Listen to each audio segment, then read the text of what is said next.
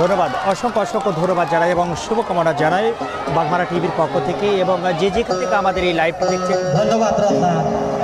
এবার আবারও গানের জগতে এবারে একটি গান নিয়ে আসছে আমাদের প্রাক্তন ছাত্র, এই গ্রামের বাড়ি 19 সালে আমাদের পরীক্ষার্থী ছিল রিফাত। রিফাত একটি গান নিয়ে আসছে, প্রাক্তন ছাত্র।